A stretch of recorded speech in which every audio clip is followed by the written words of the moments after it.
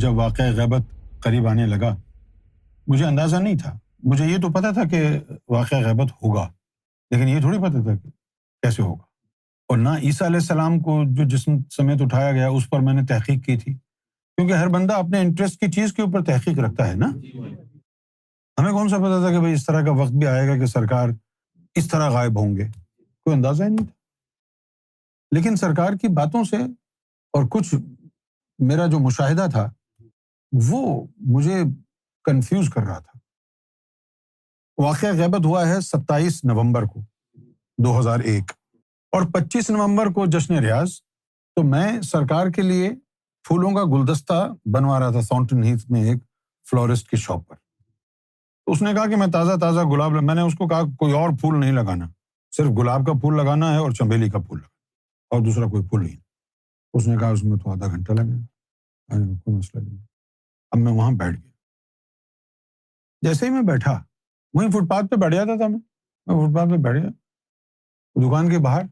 جیسے ہی میں بیٹھا میری جو ہے نا آنکھ خود بخود بند ہو گئی اور میں نے دیکھا کہ عالم ملکوت، عالم جبروت، بیت المعمور، اس کے بعد عالم ذاتیہ میں، عالم لاہوت میں، عالم عنکبوت میں اور عالم احدت میں، عالم وحدت میں، ہر جگہ چہل قدمی ہے۔ جبریل علیہ السلام جو ہے وہ بڑا زور و شور کے ساتھ ادھر ادھر جو ہے وہ تیاریوں میں مگن ہے۔ میں نے ان کو کہا کہ یہ سجاوٹ بناوٹ یہاں کیوں ہو رہی ہے؟ انہوں نے کہا کہ بھائی تیاری ہے نا، سرکار تشریف لائیں گے تو اس لیے جو ہے یہ تمام تیاریاں ہو رہی ہیں۔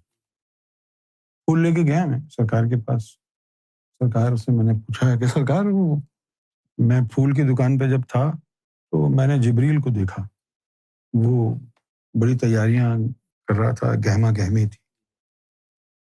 سرکار وہ کیا ہے؟ میں نے فرمایا تمہارا مشاہدہ ہے؟ میں نے کہا نہیں سرکار وہ مشاہدہ تو ہے لیکن دل میں گھبراہٹ سے ہو رہی ہے، یہ کیا ہے، ایسا کیوں ہو رہا ہے؟ سرکار میں نہیں بس وہ ایسے ہی شاید ہم کو کوئی دعوت وغیرہ دیں گے کہ ہم ہو کے آئیں وہاں پر۔ تو میں نے عرض کیا کہ سرکار پہلے بھی تو آپ ہو کے آئے ہیں لیکن ایسی گہما گہمی تو پہلے نہیں تھی، آپ کے ساتھ میں بھی گیا ہوں لیکن یہ گہما گہمی تو نہیں تھی۔ سرکار یہ کیا ہے؟ اچھا چلو اب تم جاؤ پھر کریں گے بات۔ اور پھر واقعہ غیبت جو ہے ہوا۔ میں بڑا پریشان سا تھا، کچھ کیوں؟ اچھا اس پریشانی میں ایک اطمینان بھی تھا۔ دیکھو اب میں تمہیں سمجھاتا ہوں، ہو سکتا ہے اللہ کرے تمہاری سمجھ میں آئے، نہیں آیا تو پھر افسوس ہی ہوگا مجھے۔ اگر کسی کی موت واقع ہوتی ہے تو کیا ہوتا ہے؟ صرف اس کا لطیفہ روح نکال کے لے جایا جاتا ہے، باقی لطیفہ نفس اور باقی دیگر لطائف جسم میں ہی رہتے۔ آپ کو تو علم نہیں ہے، اگر کوئی مر گیا ہے تو آپ نے تو یہی دیکھنا ہے کہ ہل جل رہا ہے، بول چال رہا ہے یا نہیں، بس اس کے علاوہ کیا ہوگا آپ کے پاس؟ اگر آپ اہل نظر ہوں گے تو آپ کو پھر پتہ چلے گا کہ صرف اس کا لطیفہ روح جو ہے گیا ہے، باقی لطائف لطیفہ نفس جسم میں ہی ہے۔ اچھا اب وہ جو لطیفہ روح ہے وہ یہ بھی تو ہو سکتا ہے نا کہ وہ مراقبے میں گئی ہو روح،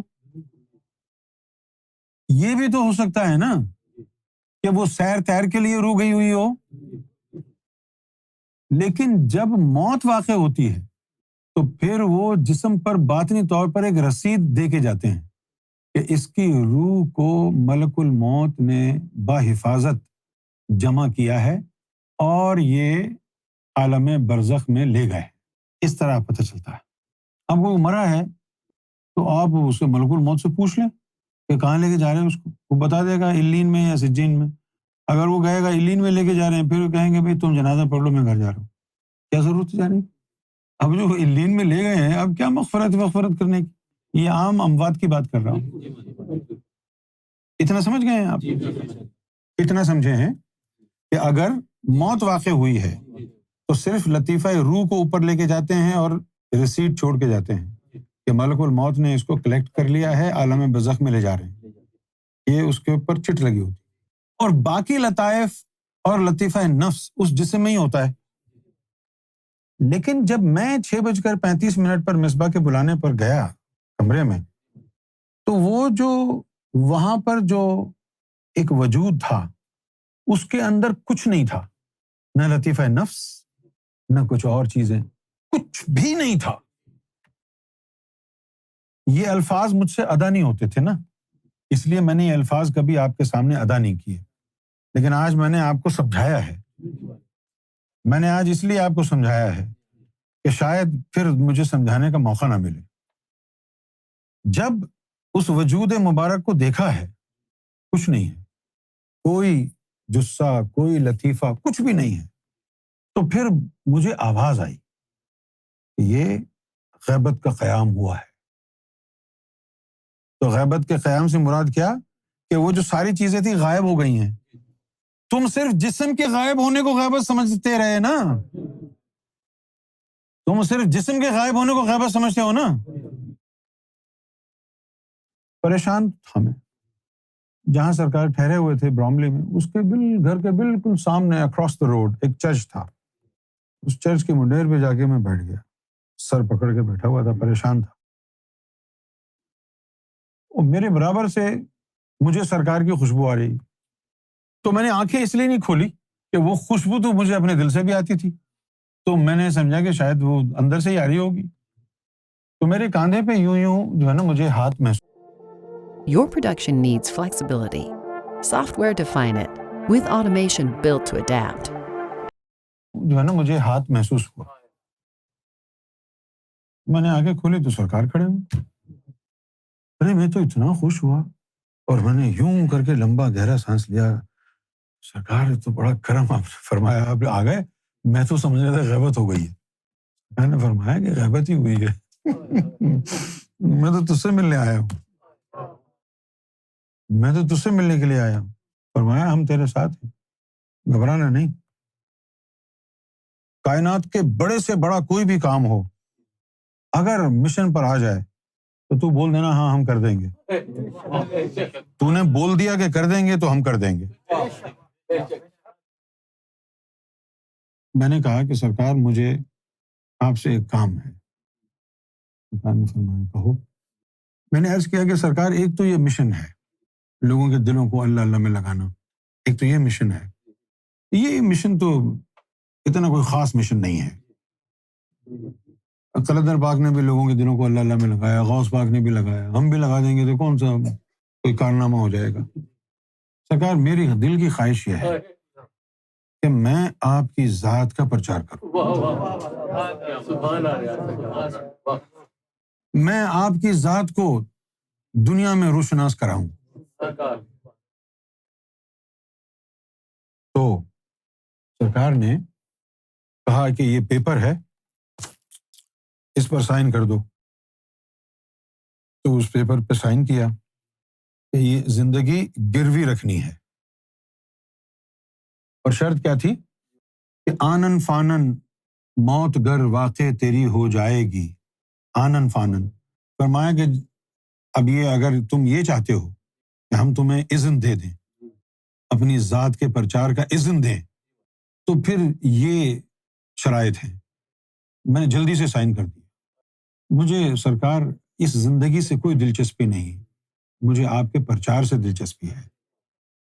یہ شرائط تھی کہ آنن فانن موت گر واقع تیری ہو جائے گی، تیری مشکل دور اور منزل تجھے مل جائے گی. گر سنبھل سکتا ہے تو پھر دل کو سمجھا لے ابھی، ورنہ پھر قول اجل تجھ پر سند ہو جائے گی. قول اجل تجھ پر سند ہو جائے گی. اپنے عشق بے کراں کو روک تدبیروں سے تو، ورنہ دنیا عشق سے حاسد تیری ہو جائے گی. سجدے میں سر رکھ دیا یونس نے اور پھر یہ کہا، اے میرے مالک مجھے منظور ہے موت آئے بھی. یہ مارچ کا مہینہ ہی تھا. اب وہ اذن مل گیا. اب جو اذن مل گیا تو اب تاریخ کا دھارا جو ہے دوسرے رخ پر بہنے لگا.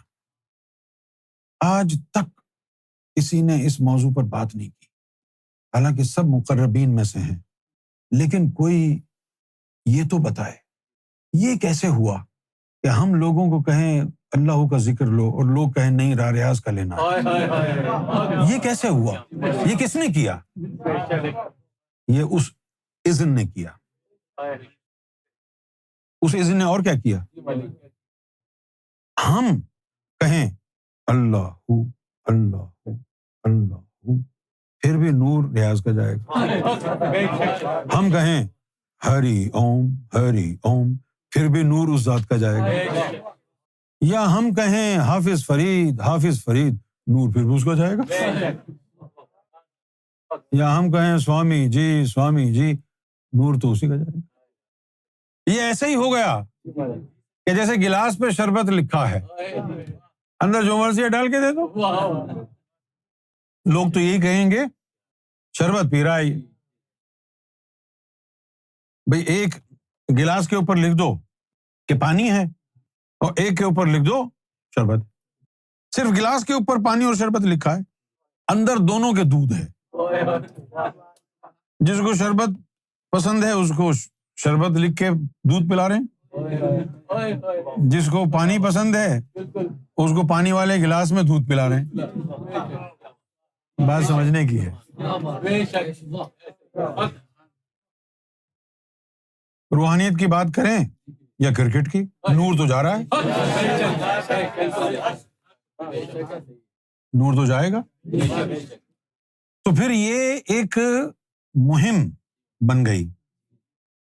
پرچار مہدی وغیرہ جو ہم نے شروع کیا, یہ تو بس لوگوں کی ذہنیت کے مطابق کیا نا, ورنہ یار امام مہدی کہنا اس ذات کو توہین کے مترادف ہے.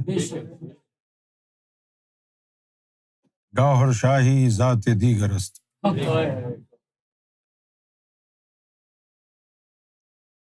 اب سب مخالف, اور بات جو ہے وہ اتنی زیادہ نہ سمجھ میں آنے والی بھی نہیں ہے. ان کی مخالفت کی جو بات ہے وہ کیسے, تو مسلمانوں کا کیا گمان ہے کہ جو قرآن میں ہے بس وہی حق ہے نا.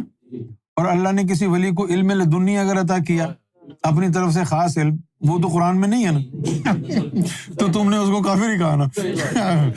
یہ دیکھو قرآن سے ہٹ کے باتیں کرتا ہے.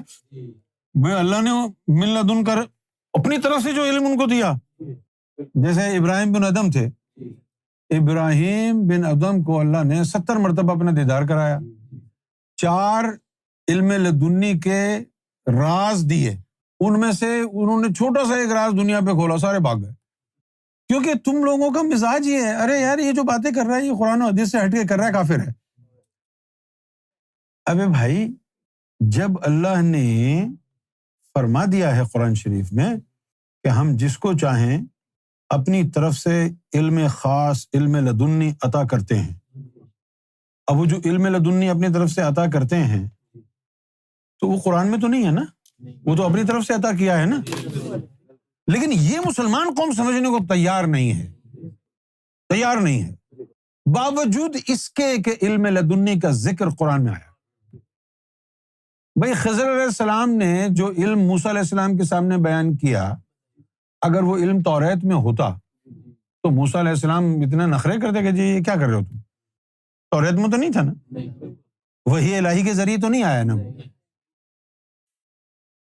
علم لدنی جو ہے وہ خاص علم ہوتا ہے جو اللہ براہ راست اپنے بندے کو خاص الہام کے ذریعے دیتا ہے.